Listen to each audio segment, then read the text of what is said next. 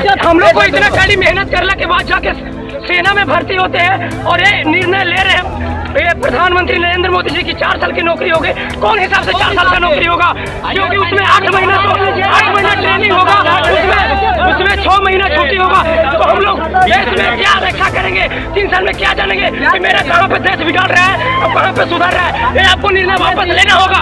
अगर आलोक रंजन झारखंड तक देश में 8 वर्षों से यशस्वी प्रधानमंत्री नरेंद्र मोदी जी देश का प्रतिनिधित्व कर रहे हैं और इन्होंने देश के नौजवानों को वादा किया था कि प्रत्येक वर्ष 2 करोड़ लोगों को हम रोजगार देंगे। 8 वर्षों में 16 करोड़ लोगों को रोजगार देने की बात थी, लेकिन ये नया स्कीम लेकर के आए हैं कि देश के नौजवानों को हम 10 लाख नौकरियां देंगे। और वह किस रूप में देंगे? वो योजना जो लेकर के आए हैं उसका नाम है अग्निपथ, और जो उसमें बहाल होंगे उसे हम अग्निवीर के नाम से जाने जाएंगे। आज देश में जो संसाधन है उसे, सरकारी जो संसाधन है उसे बचाने की आवश्यकता है।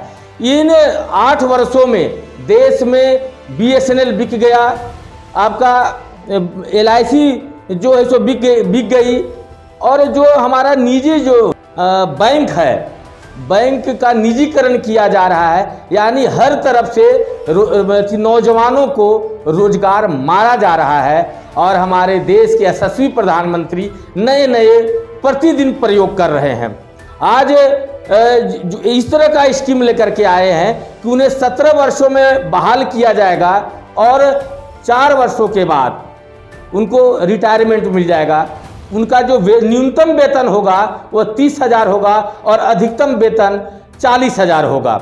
अगर वह 21 वर्ष में बहाल होते हैं तो उनका चौथा साल 25 वर्ष हो जाता है। 25 वर्षों के बाद जो ये अग्निवीर कहलाएंगे, क्या वह देश के लिए क्या कर पाएंगे?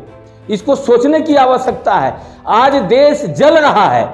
देश के कई राज्यों में नौजवान सड़कों पर हैं, अपने भविष्य की चिंता लेकर के है, और ये बैठ करके कुछ चाटुकारों के बीच में एक नई योजना लेकर के आते हैं और उसको प्रयोग कर रहे हैं। इसको समझने की आवश्यकता है।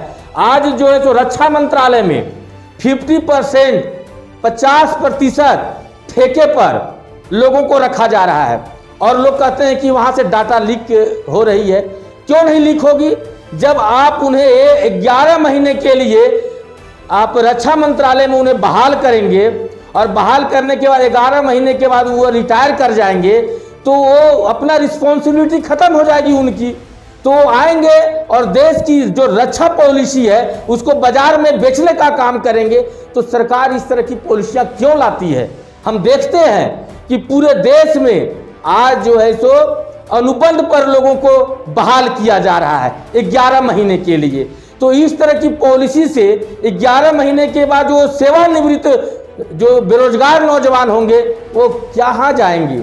एक तरफ आप 4 वर्षों के लिए बहाली की बात कर रहे हैं, 6 महीना वो प्रशिक्षण प्राप्त करेंगे, एक से एक हथियार चलाएंगे और 4 वर्षों के बाद वो रिटायरमेंट प्राप्त करेंगे, तो वो कहाँ जाएंगे? रोजगार की, अगर रोजगार उन्हें नहीं मिलेगा तो प्रशिक्षित नौजवान जो बंदूक चलाने में महारत हासिल करते हैं वह क्या आतंकवादी नहीं बनेंगे? क्या वे उग्रवादी नहीं बनेंगे? तो क्या इस सरकार की क्या मंशा है कि बेरोजगारों को आग के हवाले झोंक देना? कई लोग इसके तरफ जो है तो वाहवाही लूट रहे हैं कि यशस्वी प्रधानमंत्री मोदी जी ने एक अच्छा विकल्प लेकर के आया है, लेकिन यह विकल्प किन देशों के लिए है?